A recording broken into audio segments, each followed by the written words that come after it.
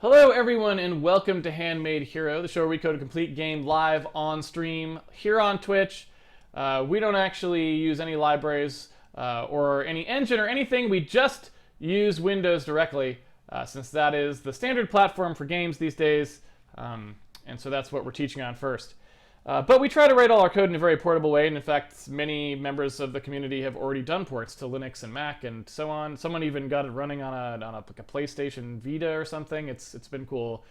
So we try to keep our code very portable as well, because at the end of this, we'll be trying to port the game to lots of different platforms. We want to make life easy for ourselves. So that is also part of it. But right now we're in the middle of sort of extending our notion of what assets are in the game, like how we store assets, how we process assets, how we can mark them up, in preparation for having basically an asset pack file with a specification that we can define so that we can bring a lot of assets into the game easily and not really have to think about it anymore. So we can just dump as many assets in as we want, and off we go. So to that end, we've been trying to define how assets are defined, how they are looked up in the asset system, and that is sort of the exploration that we're doing right now. I think we're sort of coming to the end of that. Like, I think maybe by the end of next week, certainly we would be wrapped up with any explorations we're doing and be actually working on finalizing details of it. And so that's pretty good. But right now we're still doing a little bit of exploration because we're not 100% certain all the things we need out of that asset system, so we're kind of trying to play around with how we pull things out of it and how we talk about assets in it so that we can be sure we've got a reasonable first attempt before we actually make a sort of a definition and say, here is what we want our pack files to look like first go, right? Before I jump back into it, let me just say that it is day 135, so if you would like to follow along at home and you have pre-ordered the game on handmadehero.org, download that source zip and unpack day 134's source code into a directory. That is what I am starting with now, and that is what you should start with if you want to line up with me while we're editing the code here. All right, so if we take a look at what we did yesterday, we made a new file, something we don't do that often in Handmade Hero, but we made a new file that contains all of our sort of temporary asset work here, so we can start to focus on it and sort of get it into a more robust sort of definition of what's supposed to go on. Everything's working pretty well. I don't actually remember what I was in the middle of doing. This is the problem of actually having a ton of other things I do every day, in addition to Handmade Heroes. I don't always remember what we were actually working on at the time. But I believe the last thing that we did was we just sort of cheesed in a little thing that would get the first bitmap out of a particular asset ID, so that basically we could test to make sure that sort of our asset tables were working, and they seemed to be working just fine. And so now I think the next thing that we'd want to do to sort of expand this notion here, we've got two things we could choose to add next. One is we could start to work on arrays. The other is we could start to work on named elements, like this, things that have multiple parts like this. And I think the first thing that I'm going to do is probably try to work on the array stuff first, because that, well, it's a question, isn't it? It's a question. I'm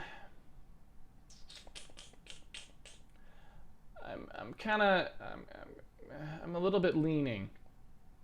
You know, I don't know. Okay, I do not know, but I feel like, if I'm not totally mistaken, we might actually be able to get all of these things in one straightforward way. Like, it's entirely possible that we might be able to do these guys somewhat directly and not really have to handle these guys in different ways. So I guess I'm going to start with a simpler one. I'm going to start with the arrayed one, and I'm going to go ahead and make the arrayed one actually work directly through the asset system now, instead of them being pulled out. Because right now they're pulled out, and I want them to go through the asset system instead.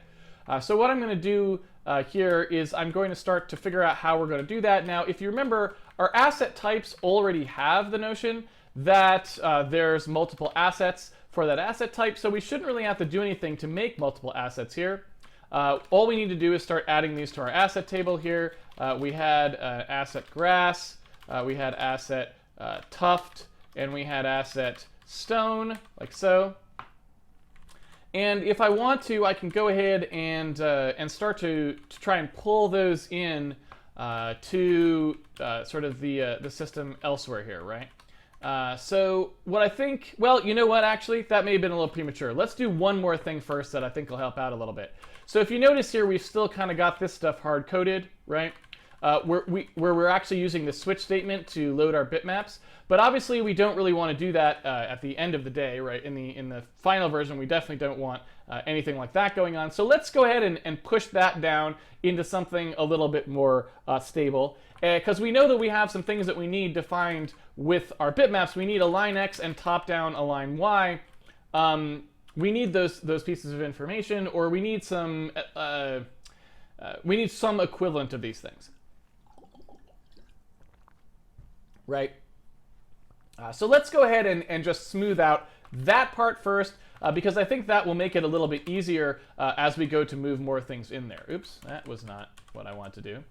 All right, so let's tackle that first. So the first thing I want to do is we have this sort of dichotomy currently with debug load bitmap and this other one here that does an align percentage of 0.5. And the reason that we were doing that before is because we wanted a way to be able to load a bitmap by default that just uses its center point as its anchor. And in order to know the center point, you have to load the bitmap first, right?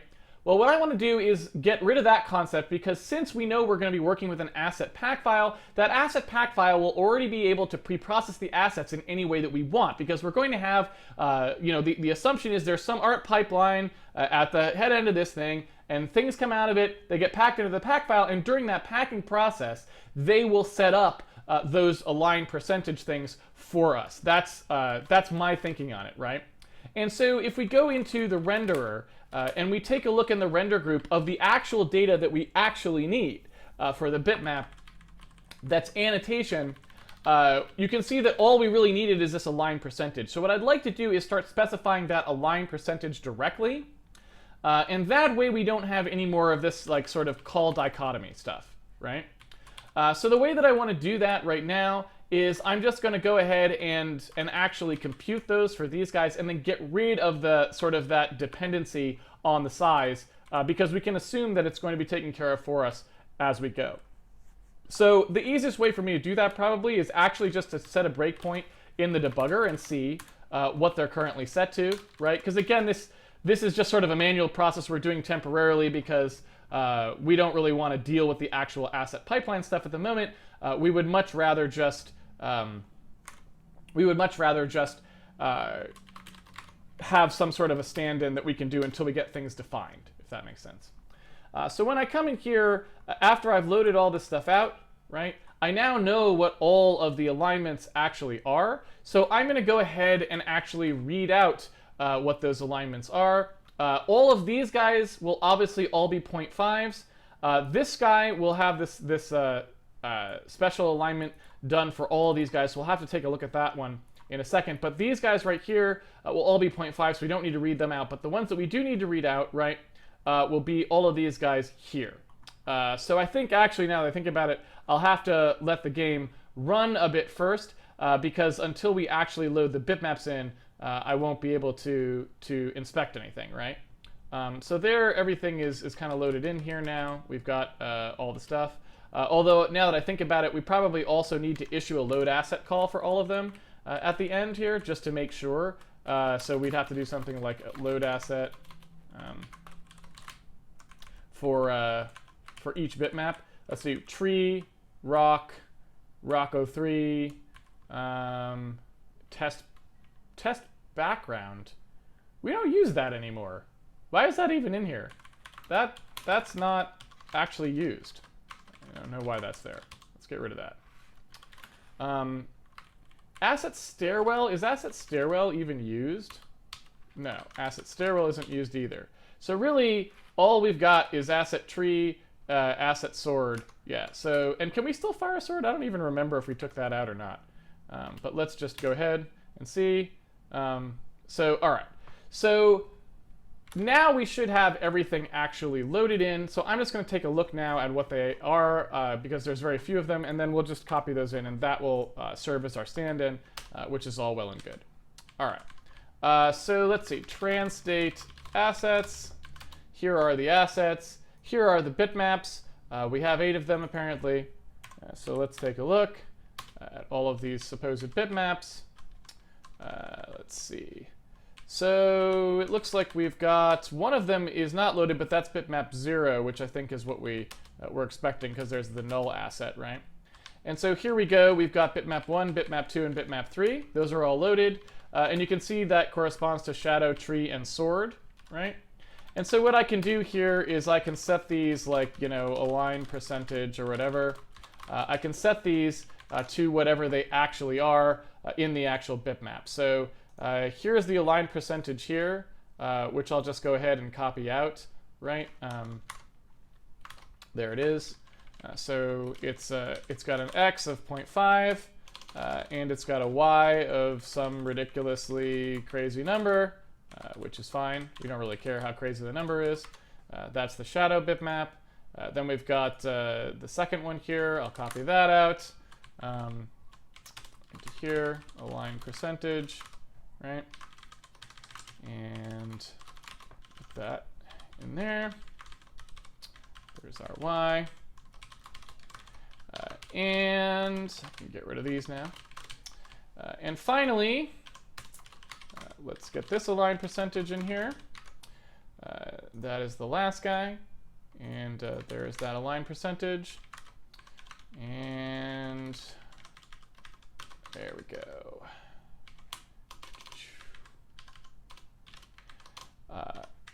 Should be good. So there we have it. And once we're calling the align percentage like that, we can get rid of these guys here, right? And we can just say we have an align percentage. Once we have an align percentage, this call goes away, right? Entirely, I believe. And this guy up here can just be v2 align percentage. And the align percentage can default to be the 0.5, since that's all good. And then we come in here, this is just going to be equal to the align percentage, and it's not actually going to be doing that top-down align stuff at all. So we can get rid of top-down align like that, and I should be able to recompile now. Oops, guess I can't get rid of it quite so soon. I've got one more step to do. So let's see here. When we do load bitmap work, we can get rid of has alignment now because we know that it'll just do that align percentage. So there's work align percentage, like so. And that kind of cleans that up nicely.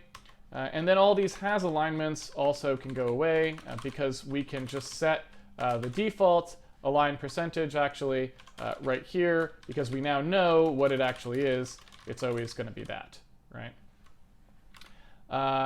So again, you can see I'm just kind of I kind of identified an area where the code had been a little crufty because of the way that it had been written, and I just wanted to smooth that out, make it into something that was more canonical, if that makes sense, and easier to work with. So I went ahead and did that, and we're still all correct now. It looks like our alignments are all proper and so on, so that's good.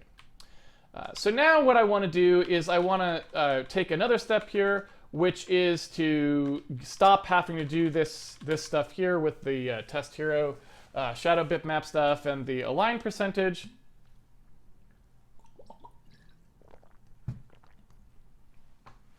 Although actually, I guess, trying to think about this here, I don't know actually if there's really all that much ways we can get anything all that much cleaner till we actually have a pack file. It's a little hard to say. It's a little bit hard to say, but well, but in the interim, I do think I'd like to do this. It's just it's a little annoying because of the file name part of things, which we won't have in the actual pack file. File names will disappear. And so it's kind of annoying to have to preserve them, but that's actually, it's not a huge deal. So I think what I'm going to do is I'm just going to start by saying that there's sort of the bitmap table, right? You can see here that we had this asset bitmap info thing, which was going to be something that told us about bitmaps that we were going to load. So we could sort of say that for the time being, we actually have the data that we currently need for asset bitmap info, right?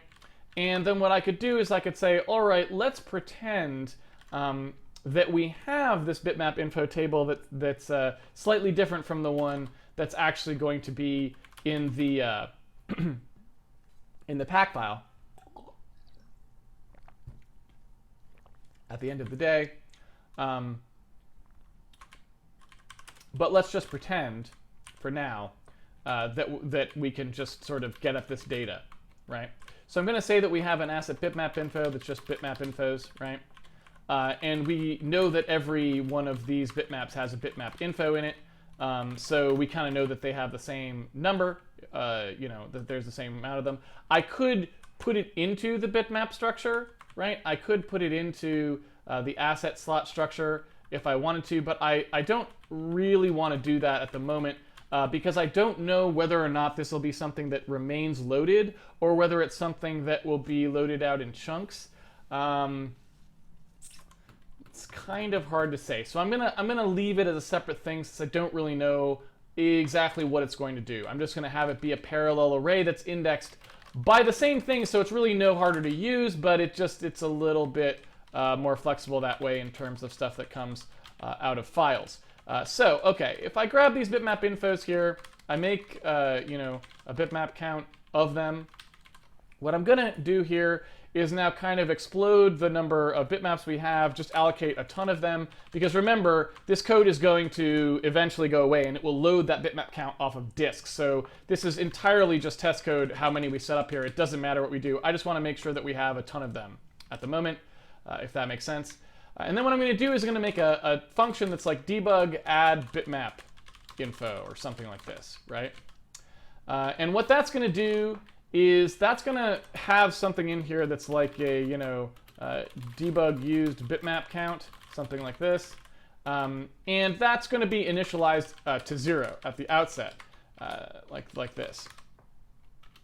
And so what I'm doing here is I'm essentially simulating what the asset packer would be doing, and I'm just making a function that essentially imagines it's actually doing the asset pack that would have normally been done offline, just so we can have something for testing purposes. So what it's going to do is for every bitmap that it wants to pack in here, it is going to go ahead and call debug add bitmap info, and debug add bitmap info will take the align percentage and the file name, and it will return to you what the actual bitmap ID was of the bitmap that it added, right?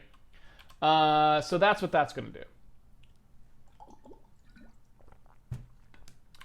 And we're going to reserve that first one, as we often do. All right, so if we're in here, then we have our game assets, like so. What this is going to do is it's going to create an ID, and that ID is going to be the assets debug used bitmap count, right? And we're going to increment that so that it just uses them in order. We're also going to assert before we do so that it was less, than the bitmap count, the maximum bitmap count that we'd set. Again, this is strictly test code, so we don't actually need to worry about how many we support because eventually we'll just load the pack file, which will tell us exactly how many we need ahead of time. So we have our debug add bitmap info. It's going to go ahead and grab us a new ID. We then want to fill out the actual bitmap info, right? Asset bitmap info here. And asset bitmap info is going to contain whatever we just got passed in, the two things we got passed in. So it's going to be the assets, bitmap infos, plus whatever the ID value was. It's going to set the align percentage, and it's going to set the file name, which are the only two things that actually exist in that structure. And then it's going to go ahead and return that ID to the caller. And so what we can do now is we can actually make it so that we create these assets sort of, if you will, sort of in a dynamic call kind of a sense, so that we can start to be a little bit closer to what the packer is actually doing.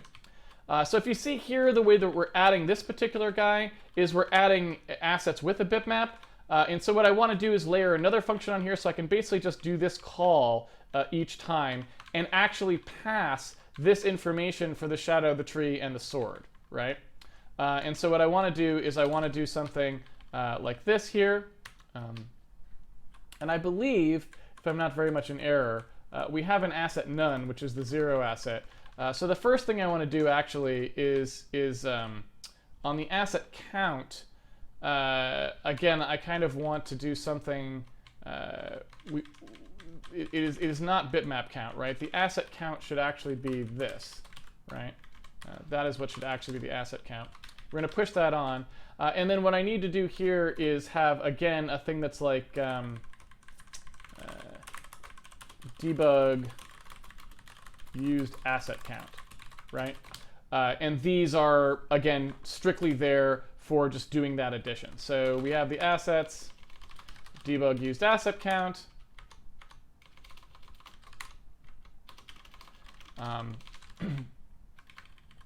And what I want to be able to do now is say, like, I want to do add asset, or I should say add bitmap asset, or maybe begin asset. That's actually what I want to do. So I want to do begin asset. I want to be able to say which asset I am doing, right? And then I want to be able to do add bitmap for this asset, or like maybe add asset bitmap, right? And then I pass, you know, these two guys, like so. Maybe this should be called add bitmap asset, maybe something like that. Something like this. I think that seems reasonable. And so that's what I actually want this to end up looking like. Just something where I can now do these add calls. So each time I do this, it's going to automatically create the superstructure necessary to support all this stuff, as if we had loaded it out of a pack file. Again, just simulating that pack file so I can see how it would all work, right? And then I can do something like this, right? So yeah, so this would actually want to work like this, right? Where we can begin an asset type, we can define that asset type, and we can add as many assets as we want in there, and then off we go, right? So yeah, that was sword, right? So yeah, so what I need to do now is actually define these functions. We've got that sort of debug notion happening here, and I kind of like that. So that's going to kind of go down here as a little thing.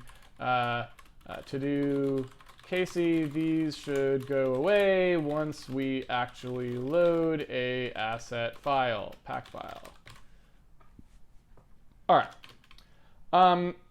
So yeah, so what I want to do is make this do what this was doing, right? And that should be pretty easy to do. So let's go ahead and make that happen. Here are our, 3 calls. I've already defined, again, write the usage code first. I've written the usage code. We have begin asset type. So here we have that, like so. We have what we want the asset type ID to be. So there's the thing, type ID, like so. In this case, let's see, we've got the file name and the align percentage. It's weird that those came in the opposite order here. I think I want to keep them in the same order always if I can, so I think I'm going to do it that way, like so, just to keep that a little bit more consistent. I don't like having things always go in different orders. I find it to be confusing. So there we go. We've got the align percentage and stuff in there. That's all good. We're passing in begin asset type, blah, blah, blah. Yes, that's all nice. And then we have, of course, the thing that ends the game asset. Okay. So if we have this and we want it to essentially do what this does, we now need to take this code up here and break it up into pieces, right? And so what we can do is we can say, well, first of all, we know what the type ID is that we're assigning here. So what I can do is maybe make something in here that's like, okay, debug define type or something like this. Debug asset type, something like that. And what I can do is set that equal to whatever it would be when we start to define one of these, right? And what I can also do is I can assert when I do that. This is a pretty standard construction methodology. If you can only construct one thing at a particular time and you know that you're not multi-threaded, right, you just kind of assert that no one else is in the middle of a begin asset type right here by saying this has to be equal to 0. And you know what, the other thing that I should mention here too is I don't actually know why I'm bothering clearing these things to 0, because my understanding was we always said that all this stuff was clear to 0 always anyway. So that's kind of stupid that I'm bothering with that. I should probably stop with that. That's just the spec of how the initial memory comes in. I should probably make something here like a push struct 0 or something like that. And in fact, that may be something to do sometime soon, actually. Something in here where we have a push struct. To do KC optional clear parameter. All right. We'll take care of that a little bit later. Anyway, point being, we'll set that here. When we end the asset type, we will assert, oops, and this should be equals 0. We'll assert that it, is actually valid by the time we get down to here, and then we'll set it clean. So we can begin and end an asset type.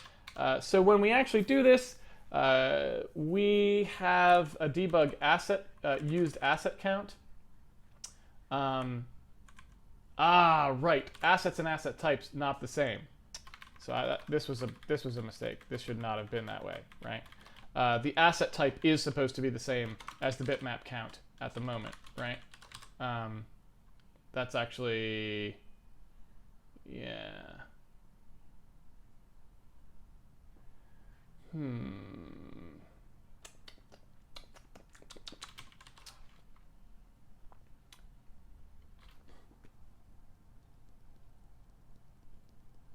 Well, we'll keep going.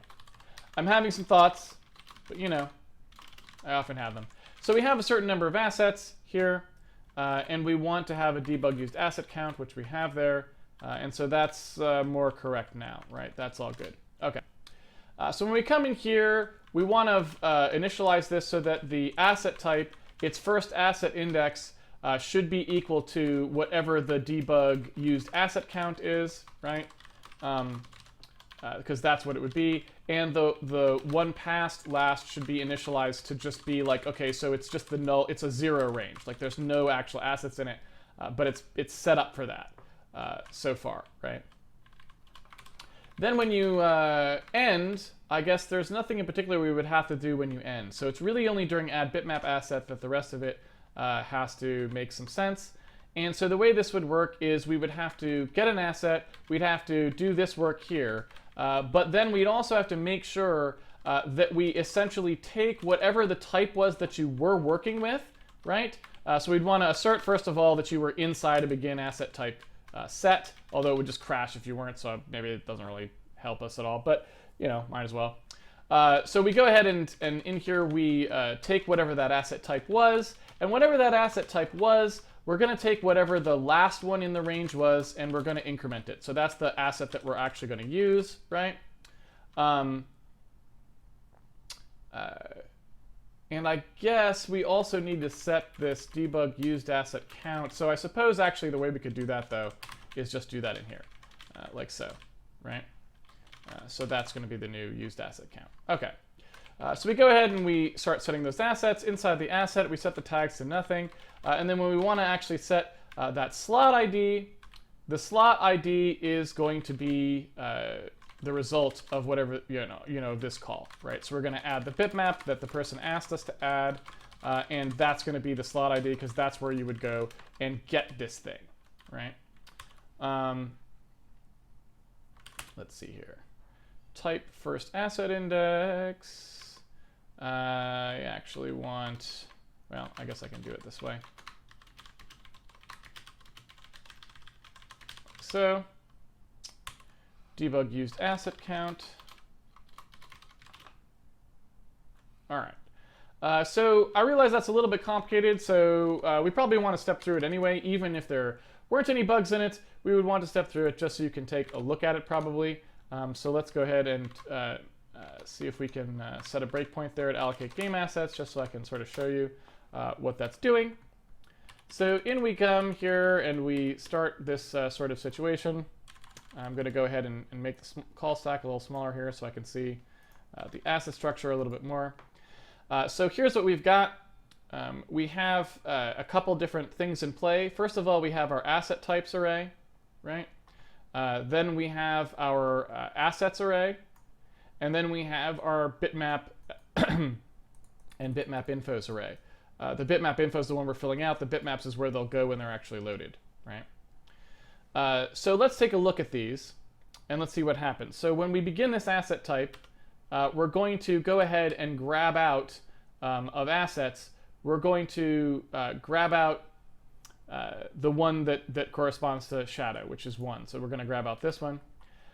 We're going to take our used asset count, which at the moment is 0. Although I feel like we should kind of reserve slots for that as well. I feel like, I don't know, just a hunch, so that 0 is a meaningless value. But so in fact, let's just do that. I would like to do that. I think, you know, so we can say here.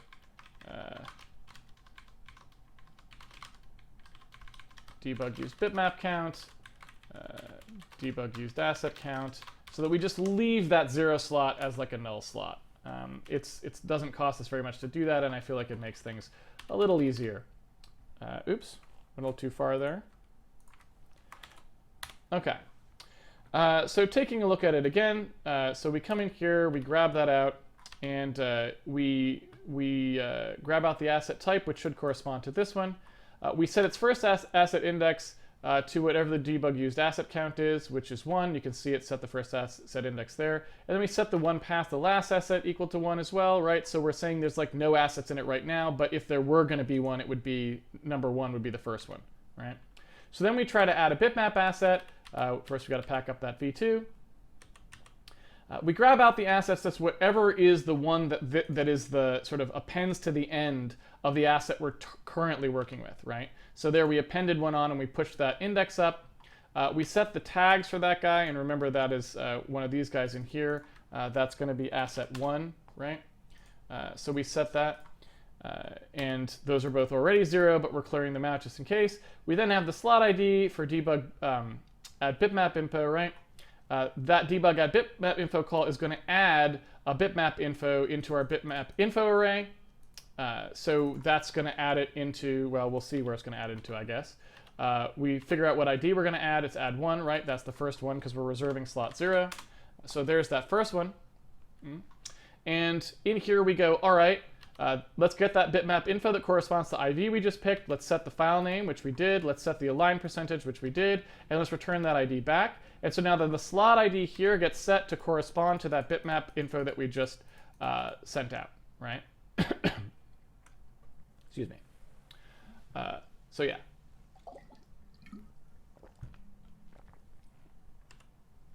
All right. So that's all good. And then when we go to end assets, really all we're doing is just finalizing this by saying the debug asset count should be at least however many we added to that guy, and then we're going to set that asset type back down to 0. Okay. So now let's go ahead and run it. And as you can see, thankfully, we are working just fine. We've got our little trees in there, which is what we wanted, and we're loading everything fine. So let's go ahead and now push a little bit forwards. Now that we have this ability, let's push a little bit forwards and see if we can get our grasses, our tufts, these sorts of guys working that way. So what I want to do is say I want to begin an asset type. I want to begin an asset type grass to play with this guy a little bit. I want to take that sort of grass bitmap name. I want to add that now using the system that we have in place. And this time I'm going to add 2 things to it, right? Because we have 2 different grass bitmaps that correspond to the same asset type. There are 2 different grasses that we have, right? Unlike these guys where we were only specifying 1 bitmap. So I'm going to make that work that way. And then I'm going to pull this out of here and turn it into one of these, right? Because we already have that asset grass on there. And so what that'll do is that'll force compile error. That'll force compile error over, oh, function does not take 2 arguments. Looks like I didn't put a default on there. I should have. There we go. So what I want to do now is just force that compile error back out here where we were doing this asset grass stuff here, where we were doing a random choice sort of a situation. And so what I'm going to do, I'm not going to do anything particularly complex here. We'll probably want to do something a little bit more complicated later, but what I'm going to do here is just say that stamp, you know, this stamp here, what I want to do is get an asset, I want to get an asset ID back sort of at random from the set of asset IDs. So what I'm going to do is I'm going to first of all translate this, I'm going to comment out the stone one here, and I'm going to say that instead of a loaded bitmap stamp thing here, I'm going to say that we have a bitmap ID for the stamp, okay? And then I'm going to say that that bitmap ID for the stamp is going to be random asset from, right? And I'm going to pass the game assets. And I'm going to say that I would like you to pick a random asset using this series that I have, this random series. I'd like you to pick a random asset from the set of assets that you have, as long as they are of, you know, that type that I have here, the grass type, right? So look through the grasses that you have and just give me back a random one. And I'm not going to do any of this anymore. And then when we go to render it here and we do this little stamp thing, it's going to use the ID-based stuff in the. It's going to use the ID-based drawing instead of the bitmap-based drawing, right? And so then what we have to do is we have to take this random asset from and translate that over into our sort of load asset, our whole regime here, right? So it's kind of akin to this guy, this first bitmap. It's basically the same thing, only instead now of just getting whatever the one that happens to be first, instead we're going to go ahead and get one based on picking a random value, right? So if I take this random series here that we have, and maybe that, to make it look more like the other call, maybe the random series should come last, like that. So let's do it this way. I think I like the look of that better. It lines up a little bit nicer. So here we go. So we go ahead and grab out that asset type, assuming that there actually is a range in the asset type. What I'm going to do is I'm going to say, why don't you do a random choice? So we have here like a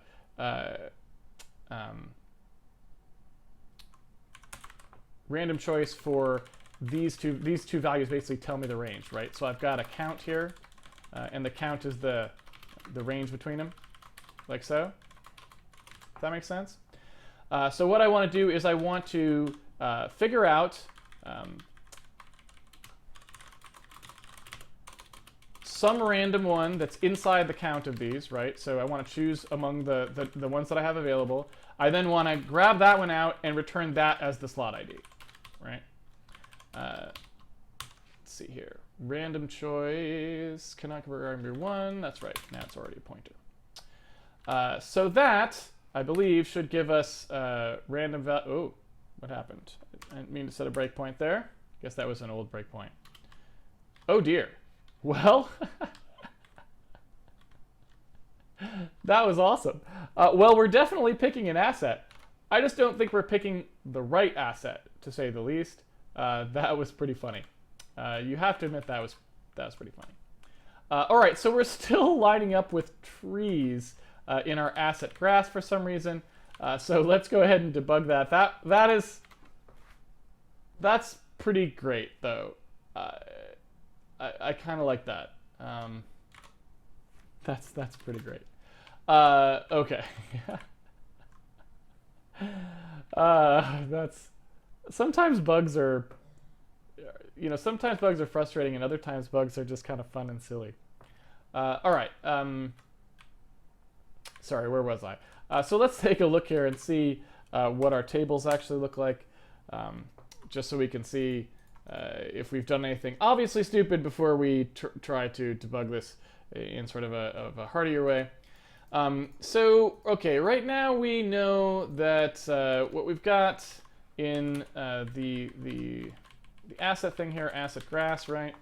We know that it's this one here, number 5, right? 0, 1, 2, 3, 4, 5, right? So no, it's this guy. So that means the first asset index, there is going to be, oh, nice. Yep, I can already see the bug. Didn't even have to step through it any further than that, and I already know what the bug is. Yeah, so it's the assets. Obviously, we have to still add the first asset. We picked a random in that count there. Do we have a random between? I don't know if we do. Random, I made random, next here into random choice, random unilateral, random between. We have a random between right here. But I don't know if it includes the max or not. Let's see, min plus random next max plus 1 minus min. So it actually does include the maximum value, which is not really what I wanted. So I'm going to leave it this way. I'll just leave it this way. All right. So that seems sane. Let's see how we do here. Okay, correct me if I'm wrong, but my trees have disappeared. Do you see this? Are you seeing what I'm seeing? My trees, my poor little trees, have disappeared. Right? They're gone. They're totally gone. I do have a idea, by the way, of what this probably is, but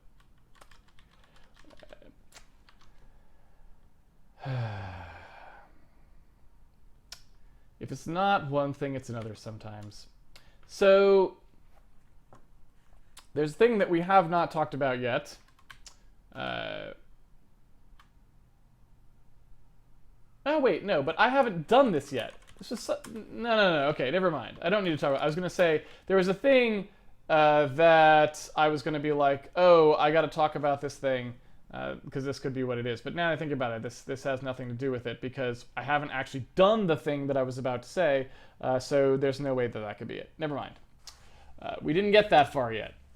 Anyway, so why am I not seeing any trees, first of all? I feel like that is a little bit odd, wouldn't you say?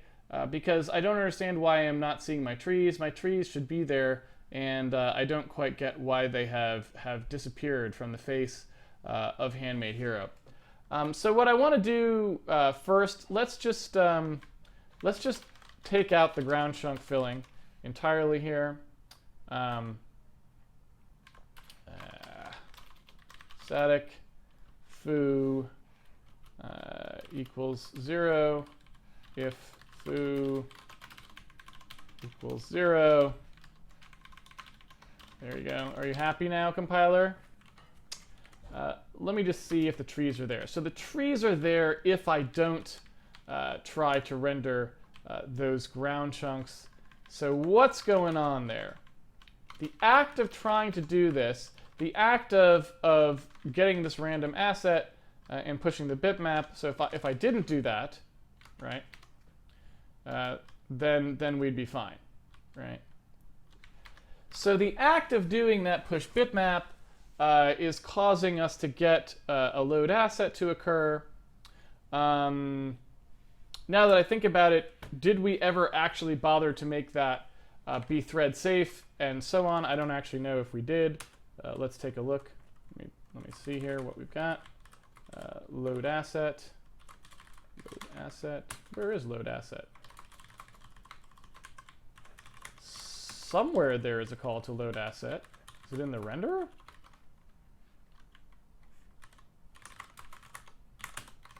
Load asset. Huh. What did I call that function? Oh, it's load bitmap asset. Duh. Yeah. All right. Or just load bitmap, I guess. So if we call that load bitmap function, I want to see whether we're all multi-threading friendly here. And it looks like we did actually do this in a way that tried to be thread friendly there. We call platform add entry to do that load bitmap work. And this stuff here yeah, okay. So I forgot to actually go in here. It has been a long day. So we did all that bitmap info stuff. We're not actually using it, right? It says what the ID that we wanted the bitmap to be was. We never actually store it. So what we want to do, right, is we want to get rid of this stuff that we had here, and we want to just go ahead and push just this information on, none of this other stuff, because once we get in here, we don't actually need the align percentage or the bitmap file name anymore, because both of those things are actually going to come from the bitmap info table, right? Because that's what the whole point of it was. I don't know why I forgot. I just like totally spaced. You know, sometimes that's the way it goes. So what we really wanted was this, right? We wanted our bitmap info to be on assets, infos, right? Oops, bitmap infos. And then we want to use that work orders ID value to get the particular bitmap info that we're talking about here. And then we want to look at what the things were on that. That's how we actually wanted to do it, right? And so that's what should have been happening, and so now we can at least debug the actual program we were trying to write, and not some other program which was totally different. Okay, so let's go back there and re-enable the thing that was causing us problems, so we can start to track it down. Now that we have code that's at least ostensibly trying to do the right thing. And okay, so now the question is, why are we not getting any of our bitmaps when we call load bitmap from inside our other thread here, right? Why are we never getting anything to load at that point? What is the problem? And so what I'm going to do, I guess, there is I'm just going to set load bitmap, that load bitmap call. I just want to take a look at what's going on in there, just so I can see. ID value is 0. On push bitmap here, fill ground chunk, random asset from. How are we getting back a 0 from here? All right, so I guess I got to start by debugging this a little more carefully, because that doesn't make any sense at all. So we come in here, we take a look at the count for grass chunks, we get a count of 2. We take a look at the choice there, which was 1. So then we have a particular asset, and that asset is slot ID 0. How is slot ID 0 ever being a thing? What did I mess up? Obviously, I messed something up. Like with the debug add bitmap stuff, I obviously did something stupid. I'm just not sure what it was, if that makes sense. Did I forget to assert on a size somewhere in here? I don't think so. I tried to be relatively careful with that, right? We've got all these guys lined up. We've got the assets and the bitmaps infos. Yeah.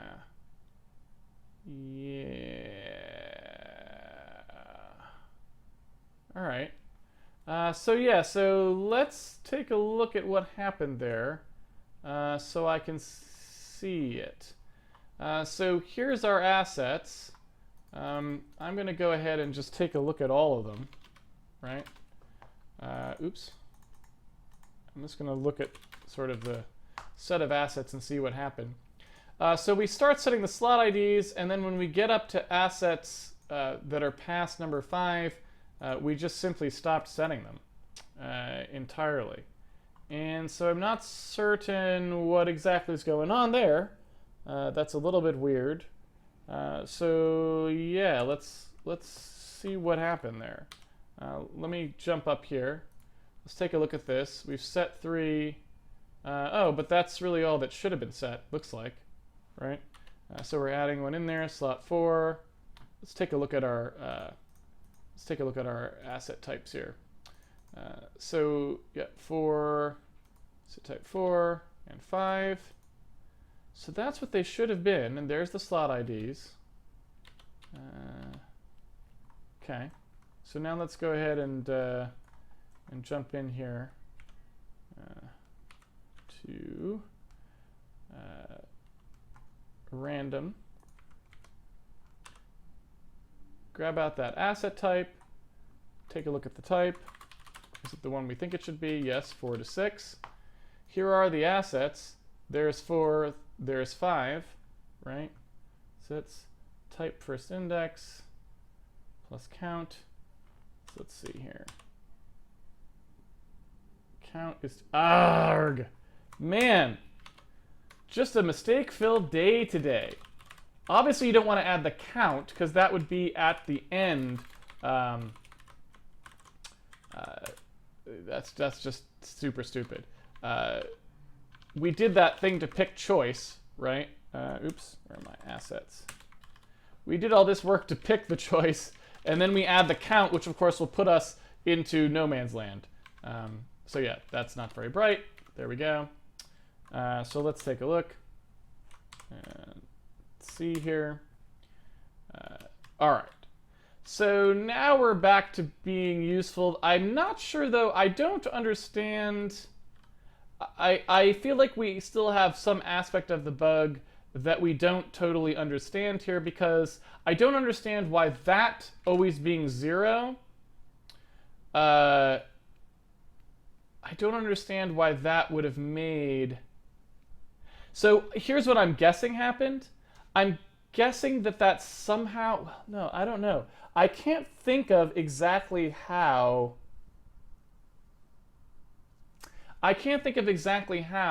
that was forcing us to have all of our get first bitmap ID stuff fail as well, right?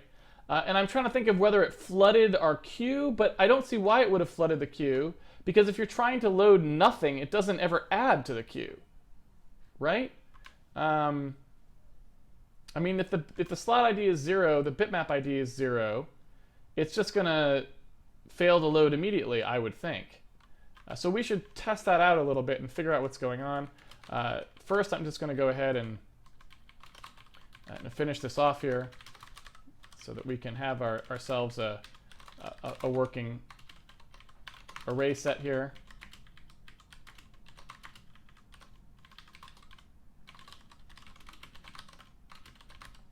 There we go.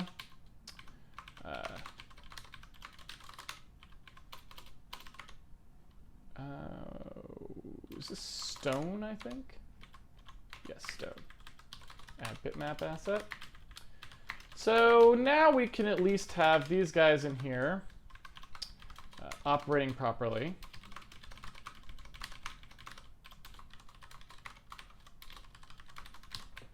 And we can have our we can kind of get rid of these guys and correctly have our stuff work this way. So okay, we've got a bitmap ID stamp. Here we've got random choice 2 stamp equals something from the grass array. Otherwise, it's something from the stone array. In fact, I guess we could say that it's just this, right? Random choice, and either it'll pick asset grass or asset stone, and then it passes the series, something like that, right? That seems fair. This guy here, again, bitmap ID for stamp is just going to be a random choice, random asset from, transdate assets, and it's tuft, right? So asset tuft. So that's all good. And now if I run this in theory, it should be able to build those chunks. I don't know if it actually does or not. Not a good day here for working, for Handmade Hero stuff working on the first try. You know, sometimes we get really lucky. Other times we don't. Still got 2 minutes left on the clock. But all right, so now we've translated everything properly, and we definitely have a bug where we are not properly sort of flushing things or something stupid. You know, we're doing something dumb.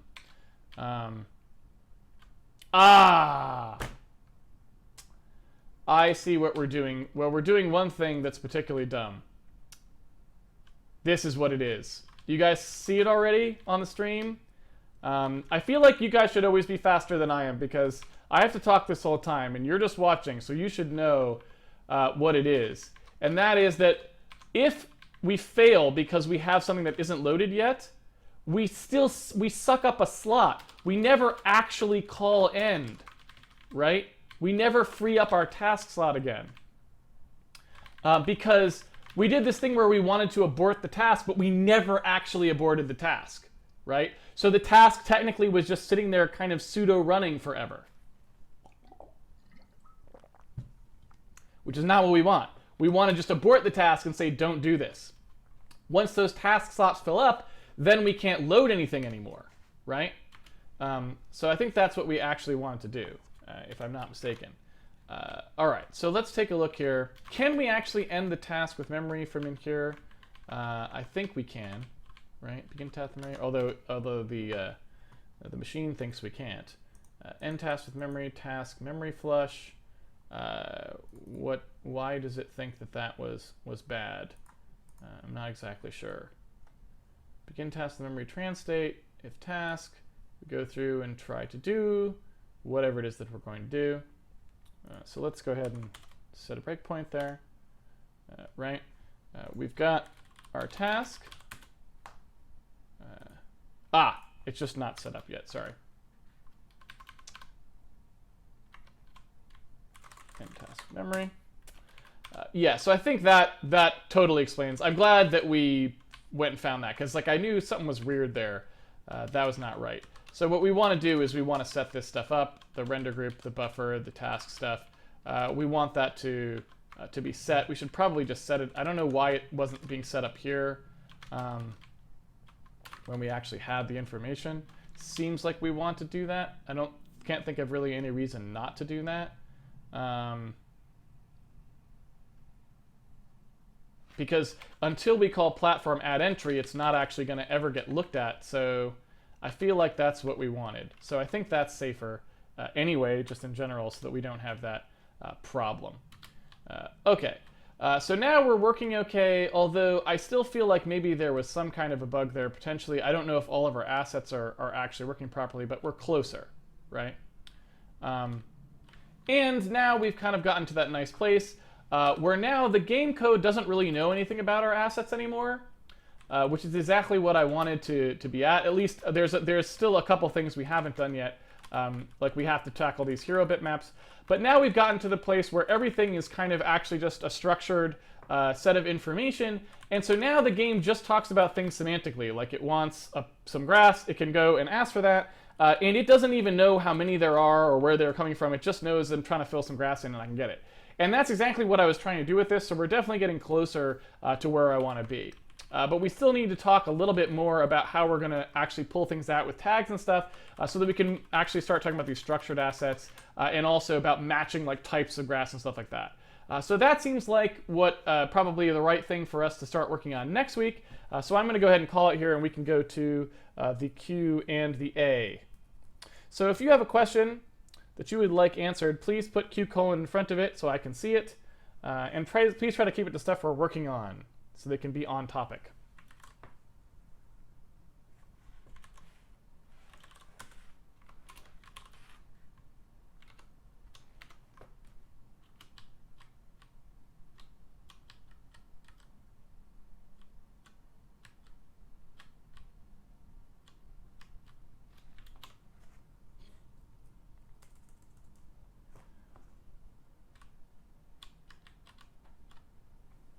Let's see. What do you mean when you say to write usage code first? Also, is there any special handling of asset 0? I am unclear on this. So what I mean when I say write the usage code first is I mean don't write the API for something. Like don't write the calls and the structure of how it works first. Write the code that's going to use that system first, right? See how the user wants the thing to work, and then write the thing. And so that way you'll be guided by the side that's actually the one that's going to use it all the time, rather than having whatever you happen to think through in here be the way that it gets exposed. So writing the usage code first is really, really important. And I always advocate doing it, especially because when you think about when you write a little piece of software that's, a little piece of code that's going to be used throughout like the game, you're going to write that once, and then possibly hundreds of places in the game are going to use it. So if you write the way that it gets used by just like thinking about the thing and implementing the thing, you are potentially sacrificing hundreds of people's use case, right? Hundreds of places use case for what looked clean right in that little one space. What you would rather do is write a couple of those use cases out of the 100, see what they want the thing to look like, and then write it that way, because now 100 people will be clean and only one person will be potentially messy if it has to conform to some way that it wants, that the other people want it to work, right? That's always the way that you want to structure it. As for the special handling of asset 0, I just want 0 to mean nothing, so that when people talk about an asset, they could say 0 meaning there is no asset. Like, if there's a particular thing that says, what asset should I display when the person wins the game? And it says 0 means there is no asset to display in that situation or whatever. You used some uint32t in T here instead of uint32. Arg! It's different. Working on different code bases makes it a little bit hard to keep that all straight. Let's just go ahead and see what the situation is.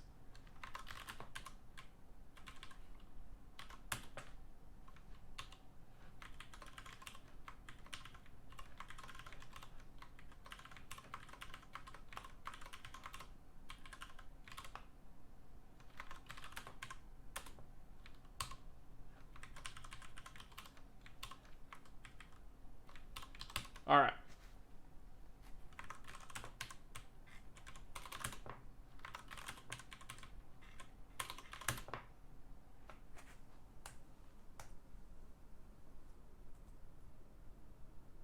Are you expecting a new batch of art from Yangshin? I actually have a lot of art from Yangshin.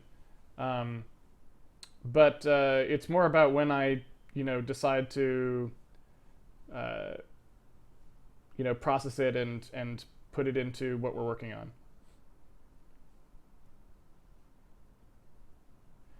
Are you going to eventually downgrade the graphics to stir up some controversy and get the game talked about on NeoGAF and Reddit?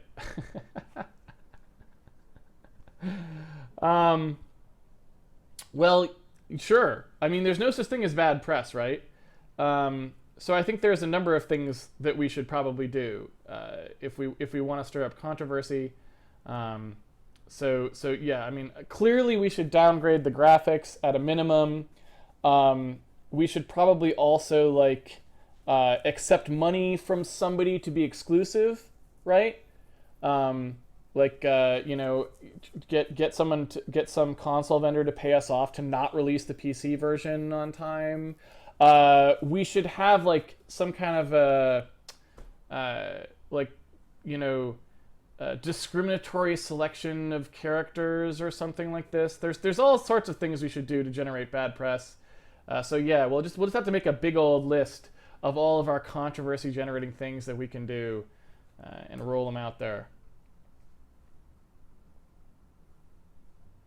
What are some example changes to the gameplay that would require changes to the tags? Gonna go ahead and say I'm not sure exactly what that means. The tags are more about describing the asset that's there and not really necessarily about the gameplay per se. But if you added some gameplay stuff that needed other ways of describing assets, maybe that would require you to start adding new tags to things, right? But yeah, I'm not sure that the gameplay and the tags are necessarily the most coherent things to think about. What certifications do I have? I do not even know what that means. Although recently, because obviously I manage the office for Molly Rocket, I had to certify, get myself fire training certified and stuff like this. I had to do a bunch of online things to certify that I was a floor warden or something like this, that I knew what to do in the case of emergencies and all this sort of stuff. Do you ever feel sleepy when it's taking you a long time to solve a bug? Sometimes I feel sleepy and it takes me a long time to solve a bug because I'm sleepy. But I don't know I feel sleepy because it's taking a long time to solve a bug. Are you going to show the asset pipeline tools programming on stream? No, I've talked about this before. We're restricting programming to just the game. And that was just because I had to pick some manageable boundary for things. And so asset pipeline is like a whole different domain of programming that has very little to do with the stuff that we're talking about on the stream. So what we're going to do is we're going to spec our data file format, which is kind of what we're in the middle of doing right now. And then I will separately take care of producing a pack file that complies with that format, as if you were handing it off to your asset guy, pipeline guy, or whatever, and being like, go, right?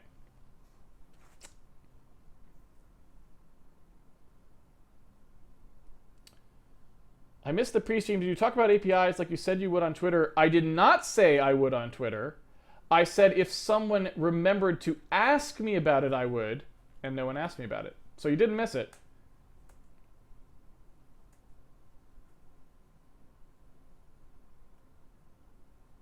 What reason is there to use size t other than int32 or uint32? So size t is when you don't know whether you're on a 64-bit or 32-bit platform and you want to talk about how big something is in memory. Because an int32 or an int64 is talking about whether you have a 32-bit or 64-bit integer, right? But if I'm talking about the size something takes in memory, how would I know whether I need a 32-bit or 64-bit integer to talk about that if I don't know whether I'm on 32-bit or 64-bit memory model, right? So size t is just a type that you use to talk about something that can hold a value that's the size of something in memory. And so on 32-bit systems, it will be a 32-bit integer. On 64-bit systems, it'll be a 64 bits. So you know you always can rely on it to be big enough to hold any memory size thing.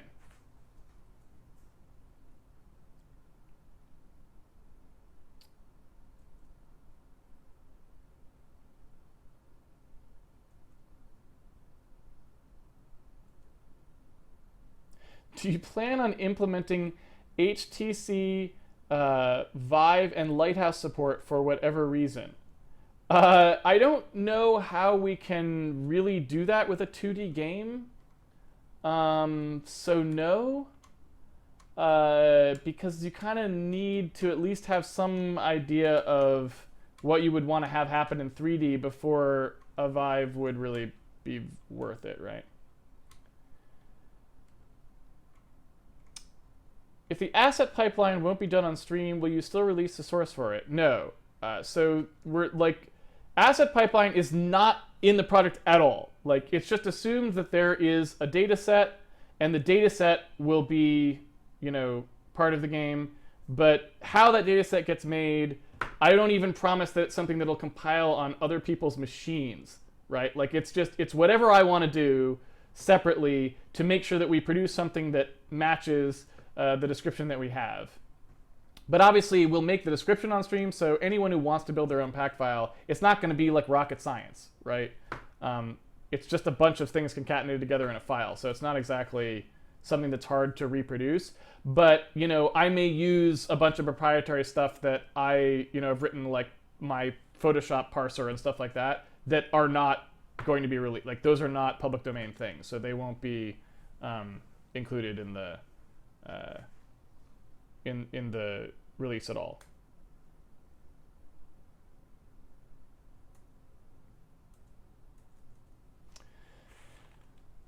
Will you do a separate isolated session on databases mentioned yesterday? I would love to hear your thoughts on that. At some point, potentially, but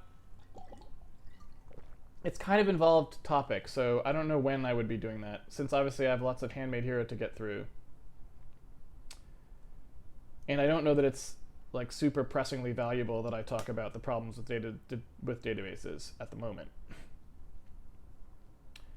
Will you talk about APIs now? Yes, I suppose I can, because we don't have. It doesn't seem like having any of other questions about what we were doing programming wise.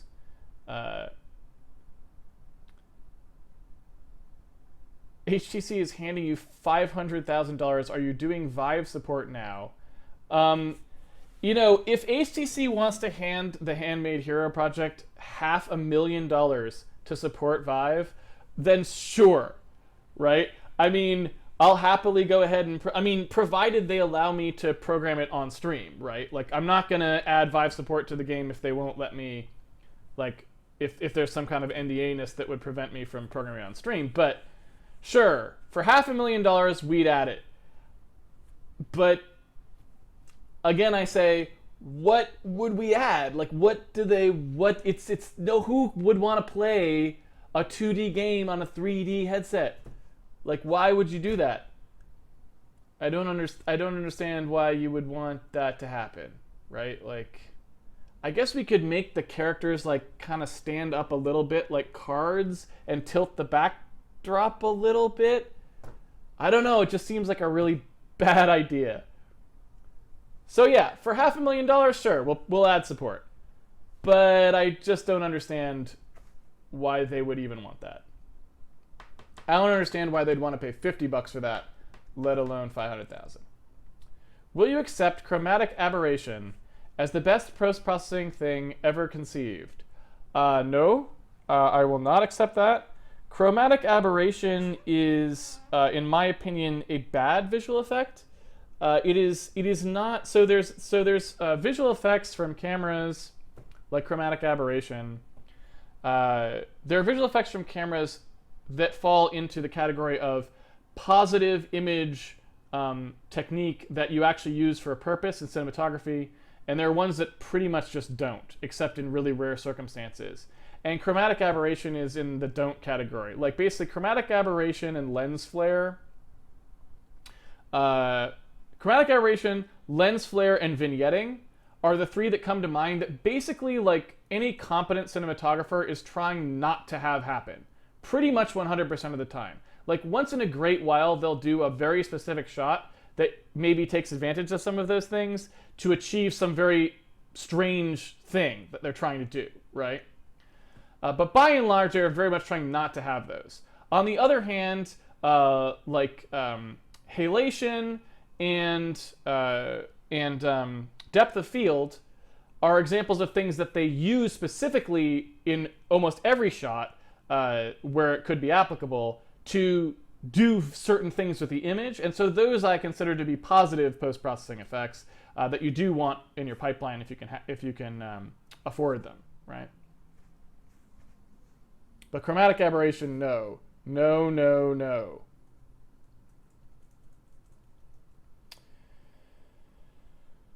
Let's see.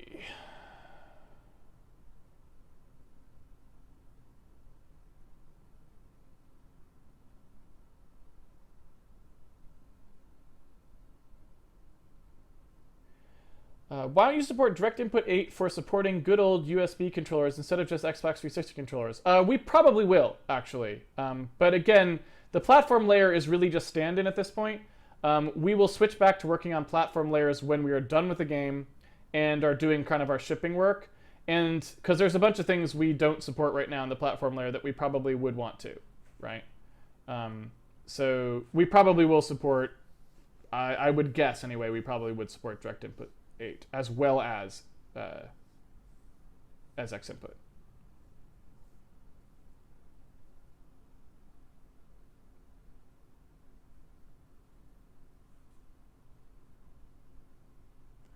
If the people in this chat collectively give you $500,000, will you implement VR? Sure, but where are they going to get $500,000?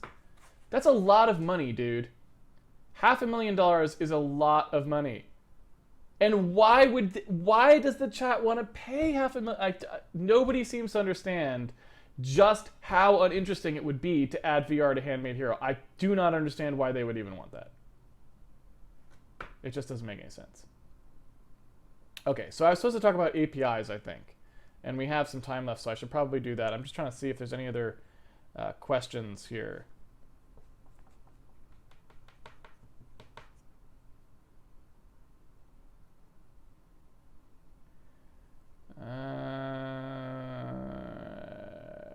Let's see. Okay. So what I was talking about with APIs, so I'm going to go ahead and close this down here. So what I was talking about APIs before, I feel like we at some point installed depends. Did we not? I feel like we did, but I don't actually remember if we did or not. So I don't actually know. I don't actually know if we actually did. Let's find out. So in program files, did we ever put this in here? Program files, depends, depends, depends. All right. So let's just talk about API stuff for a second here. You know, it's an extremely long topic. I'm not going to try and cover hardly anything, but I'll just try and give you a little bit of background on the stuff that I was talking about on Twitter. So here we go. Let's see here if I can actually use this. Okay. So here is if I actually go in to Handmade Hero, right? This is the game that we built. And we were very conservative, right? So you can see in Handmade Hero, this is, if you don't know depends, it's a program that says what system services you're linking to, basically. It basically shows you all of your imports that are things you have to call, right? And so we call user32.dll, we call GDI32.dll, we call win multimedia DLL, and kernel32. Okay, and that's it. So in order to run our whole game, that's all we needed. Okay. And we don't call any other services from anywhere else except for X input, which we load dynamically, and if it's not there, then we just don't use it, right? So I'm pretty sure that's basically it. I don't know if we do any other load libraries. I don't think we do, right? So if you think about the way that you would want your software ecosystem to work, what you would like to do is you'd like to make sure that basically you have a small, well-defined set of APIs that you plan on supporting for a long time and that work in a reliable way, right? And so one of the important ways that you would, that you should, a mindset you should be in, right, is that if I have something like Handmade Hero, which has, a small handful of actual imports, the number of imports is probably like 20 or 30, it should be pretty straightforward to see how those things are actually connected up in the system so that they're easy to maintain from version to version. And like when you come out with Windows 8, you can just make sure that you support these things properly and all that sort of stuff, right? You want a small set of well-defined APIs that, have reasonable behavior and that are easy to link to explicitly so that there's no confusion, right? Now, in the old days, when you ran this application, you would see basically like just this. Like you would see just what we're looking at right now. Because the operating system was implemented basically as just these few DLLs. There were not that many. And the DLLs themselves really just only relied on a few other DLLs like kernel, like, user32.dll would rely on kernel32.dll or whatever, right? And then, it's like they just kept doing this. I do not know why. At some point, Microsoft decided that because they had some problems with compatibility with DLL stuff, what they were going to do is start adding all of these layers of complexity on it year after year. So they started introducing all these new concepts like side-by-side assemblies and API sets and all of these things that greatly complexify trying to figure out what is even running and what is even being linked to when something loads. And so now, when we come to today, here is what you are actually talking about when you're talking about how your program links at runtime. Are you ready for this? Look at this. It's absurd, right? Like, there's just all this nonsense in here for a game that hardly has anything going on. Like, check this stuff out. I don't even know, it's crazy. A single individual would have absolutely no idea what was even going on here, right? Like, you'd have no clue what was going on. It used to be pretty straightforward. You'd be like, here's the few things I call from kernel, here's the few things I call from user, that's all it needs. I can totally think and reason about what's going on here, right? And so that's the situation that we've sort of backed ourselves into now. And that's for Handmade Hero, which is extremely conservative, right? So let's take a look now at something that's not so conservative, okay? Let's take a look now at the kind of software that Microsoft ships. So let's go in here to program files, right? x86. And let's go in to see about, for example, their IDE, right? Devenv, I think is it. Let's see if I can load that. All right. Oh, well, I guess we can't really do that one. Well, it couldn't actually parse the whole thing, I guess. But this is what we're dealing with, okay? And it highlights two things. One, that it's absolutely ludicrous, right? Like, what? These things are not abstract. All of these things actually have to be in place, have to be the right versions, have to be functioning properly in order for this piece of software to function, right? And that never actually happens. So to give you a very simple example, on my Witness Dev machine, which is one that John sent up for me, it's a laptop, on the version of Visual Studio that was installed on it, you could not move the panels around. If you tried to move the panels around, it would crash. And I went to the website to look up the fix for that, and they said there is no fix for that. That's just some machines get in this state, and we have no way of fixing it. I swear to God, that's what it said, right? And that is exactly this kind of circumstance. That is the mentality, that is the software development methodology that you end up with. When you have this many moving parts that all have to work, they don't. Somebody at some point will accidentally do something that breaks this one thing here, right? And then suddenly your app crashes when it tries to do this thing. Or it can't even run because like something wasn't found, right?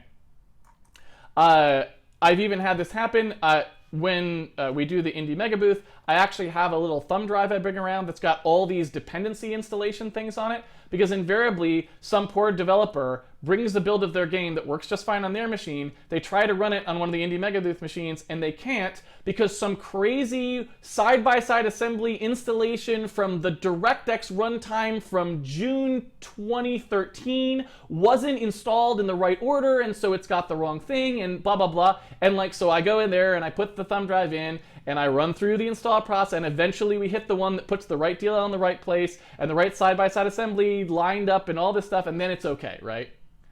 And this is just not a sustainable ecosystem. It's why stuff just never runs right on Windows anymore, and it's awful. It's just terrible. And so it highlights that ridiculousness, that you should not be writing software that requires this many other dependencies to be correct. It's just you're asking for the kind of poorly behaving software that you do end up getting in practice. Pardon me while I close all these so we can see just the top level ones. All right. And again, that it wasn't even all the parcel thing. But it also highlights another thing, which is that you now, because their stuff is so full-on crazy, Depends can't even parse the whole dependency set anymore and even tell you what is missing and what's not. It can only give you partial information. So for example, if we take a look at this guy, it doesn't think that this actually exists. It doesn't know where to get this guy, right? It's like, I don't know what's going on here, right? We can't find it. We don't know what it is. But when we run this program, it works, right? So obviously, it's not actually the case that this is an actual problem. And that didn't used to happen, right? Like, who knows? What's this? I don't know. It can't load it. Who knows where it comes from? Nobody knows. You know, maybe it's on the drive somewhere. And again, these are from ieframe.dll, which is some system utility, blah, blah, blah, right? So at this point, I don't even know how to use depends to look up dependency stuff anymore. Like, I don't even know. It's so crazy town that if something doesn't work on a machine, it's like I almost can't even really help. In the old days, I used to just load up depends, see what the missing dependency was, and then it was just like shooting fish in a barrel. It's like, oh, it's missing ms vcr120.dll. Good, we'll just go get that, we'll put it in place. We just copied it into the directory that the executable has, and then we can run. And that would work, right? You could repair a broken installation trivially just by doing that. Nowadays, forget it. Because you can't even install stuff into the side-by-side assembly stuff. I mean, I don't even know how to do that, right? I'd have to go learn how to do those things just to even repair it anymore. It's not as simple as just copying the files around anymore, right? So this is not a sustainable model, and it's why Windows is so darn unreliable anymore. It didn't used to be this way, right? I mean, yeah, Windows was never like some panacea or utopia or anything, it's true, but it used to be much more reliable. NT351, to some extent NT4, to some extent Windows 2000, but pretty much even as soon as NT4 things started going downhill, they just lost that concept that you need a clean, direct API interface, an easy way to tell what the dependencies are, and it's just been a complete train wreck since then. Not to mention the fact that they added all these other things like manifests, which are completely unnecessary, and I don't even know why they decided to do it, that just complicate the deployment, complicate the build dependencies, complicate the runtime dependencies in ways that have just made things worse. And they never seem to go back and assess it and go, wait a minute, the old way we did this was actually always better. All the stuff that we try to do with help has only been hurting. Maybe we should stop adding all this complexity onto things. That discussion never happens, unfortunately. And so that's the thing that I was complaining about on Twitter. It super bothers me because Windows used to be the stable platform. It used to be the place where stuff ran. Every revision, your old software still ran. And now that is so far from the case. Basically, even new software almost guaranteeably won't run on a system unless you run a VC redistributable install first. I mean, it's just, and a DirectX install. So there's no such thing as like copying executable to Windows machine and running it anymore. Unless you're like me and are super, super tight about your dependencies and build stuff specifically so that doesn't happen, almost all commercial stuff I see cannot even run new on a Windows system. It has all sorts of dependencies baked into it that you have to go get redistributables for, and that's like what the games installer or whatever does when you initially run it. And that's just ridiculous, right? It just doesn't make sense. It's not a sustainable way of running an operating system, and we see it all the time as stuff continues to fail and continues to be this whole ridiculous morass of like, which version of this do you have, and did you remember to install this, and did you patch the blah, and did you, right? It's awful. So I don't like that, and that's why on Handmade Hero we were very, very careful to make sure that we didn't do any of those things. We don't use manifests, we don't use side-by-side assembly or any of that stuff. We intentionally made it so that it was as straightforward as possible, so that almost any system, no matter what side-by-side assemblies were installed or what version of whatever you had was installed, we would work. And we have more to do along those lines that we should probably do, so we're not like perfect or anything yet, but even from the outset we tried very hard to not lean on any of that stuff because it is very, very unreliable and extremely poorly maintained. So hopefully that gives you an idea of what I was trying to talk about, and there you go.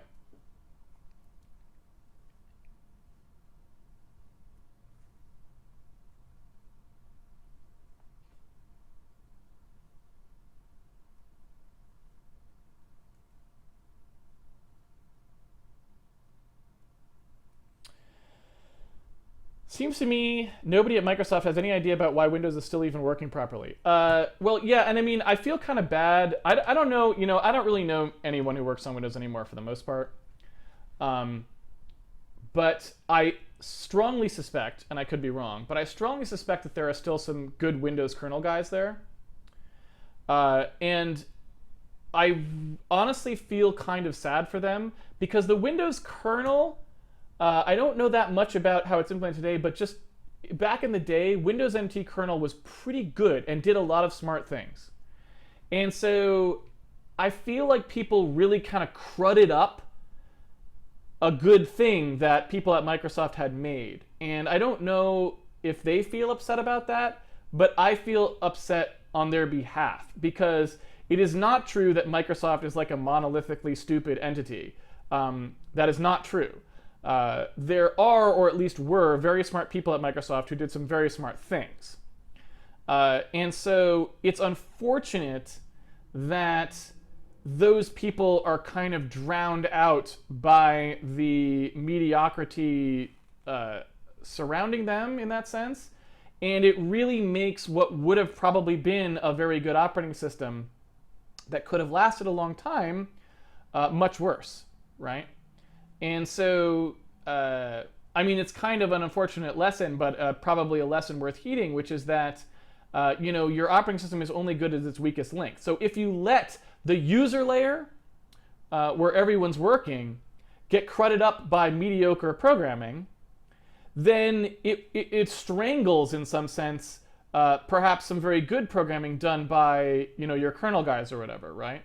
And so you really do run into this circumstance where if you don't really maintain the integrity of your operating system through the whole stack, whoever of that stack are the lousy programmers, that's how lousy your operating system will actually be. Because no amount of a great kernel can make up for the fact that none of the software works because the dependencies are rotten or whatever, right? Nobody can fix the fact that the Windows registry is a complete nightmare. Like, I don't care how good the kernel is, it can't reach in and change the fact that the registry is a complete and utter nightmare, right?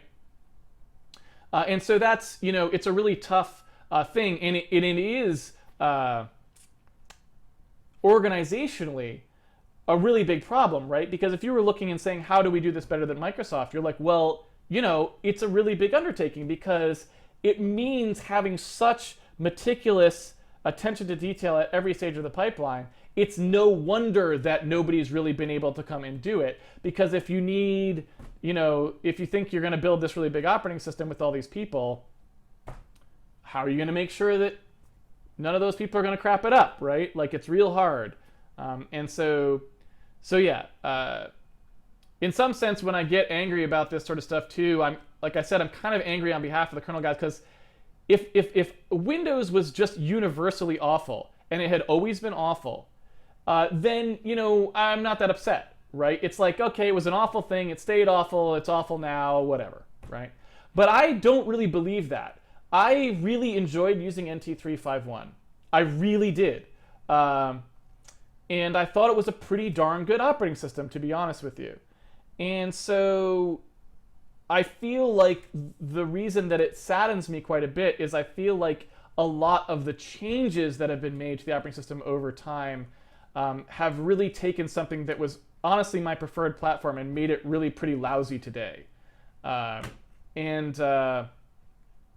that's too bad, right? Because that's like losing a really good operating system instead of just never having one. And that feels a lot worse in some sense, because it could have been, right? It could have been great. And instead it's really pretty lousy.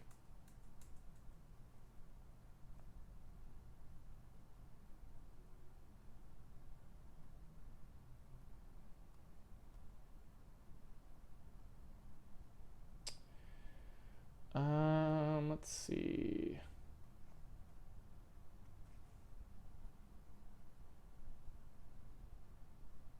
Isn't the huge amount of dependencies and inevitability of complex software like a modern full OS for productivity desktop? I don't think it is. I really don't.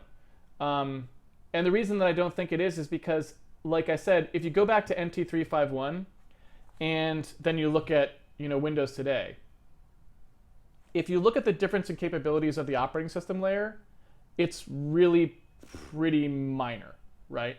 Like, if you take a look at the number of capabilities the OS has gained versus the amount of complexity it has introduced, it's staggering to see the difference between those two things, right? It's kind of like they added, a million x the complexity and got twice the functionality or something, right? And you have to ask yourself, do you really think that's inevitable?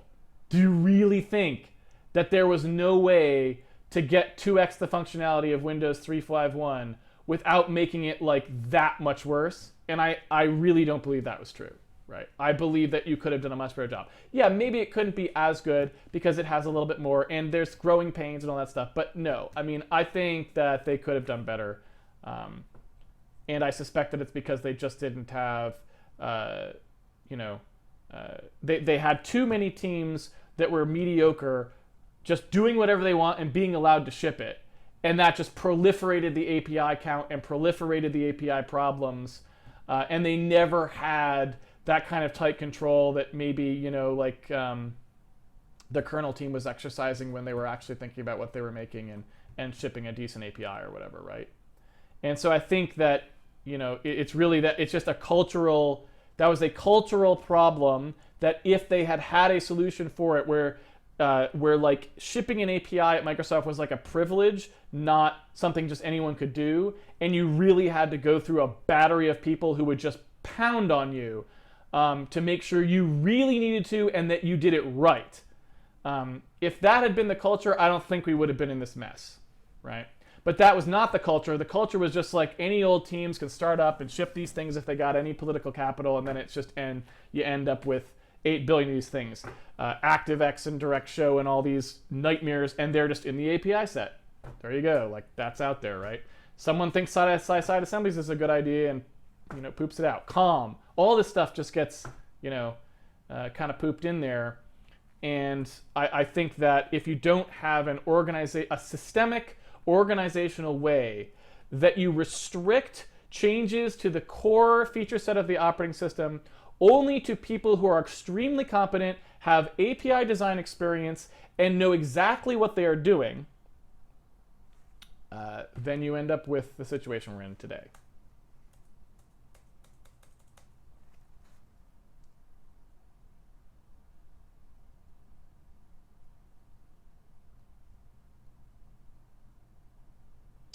Do you know that your channel runs ads for an esports gambling site? So I don't get to control what channel ads get run on my feed, obviously, and I make no money from Twitch at all. I make no ad revenue whatsoever. So I am not running any ads. That's just what they run. And if you subscribe to Twitch, then you won't see ads, and so I'm okay with that because, if you choose not to pay for the service, then, and they want to show you ads, then that's fine. If they didn't give you a choice to subscribe and not see the ads, I would probably be upset about that. But since they give you that choice, I think that's fine. They don't charge much for the service, and they are handling all of the distribution and broadcasting of the series here, so I'm fine with that. It's a reasonable deal.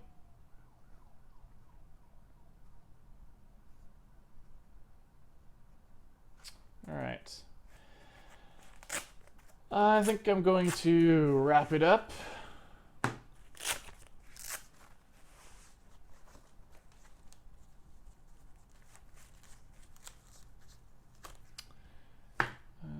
Yeah. All right, I think we're good. I'm going to go ahead and wrap it up. Got a good API rant in there. Always fun. All right, everyone. Thank you for joining me for another episode of Handmade Hero. It's been a pleasure coding with you, as always. If you want to follow along at home, you can always pre-order the game at handmadehero.org, and it comes with the full source code every night after I'm done. I upload it, and you can download it and play around with it and experiment with it to your heart's content. Again, you can do that on handmadehero.org. You can also go there to see about our forums, which place you can ask questions about the series if you're trying to follow along and you have some questions about previous episodes and stuff like that. It also has a annotated episode guide, which members of the community have been working on, which allows you to kind of jump around to things. It's pretty cool. And there's also ports to Mac and Linux and stuff like that the community members have done. So if you're trying to follow along on another platform and you need a little bit of help, there's some source code there for you that you can probably get you going. We also have a Patreon page if you want to support the video series. Always much appreciated. We also have a tweet bot that tweets the schedule at you. So if you're trying to catch the show live, that's the place to go.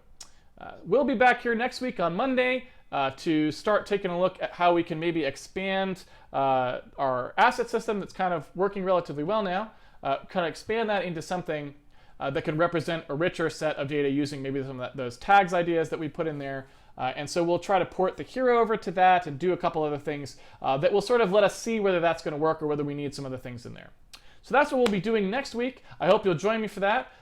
Again, it's getting kind of fun to sort of knock all these features off of our engine checklist.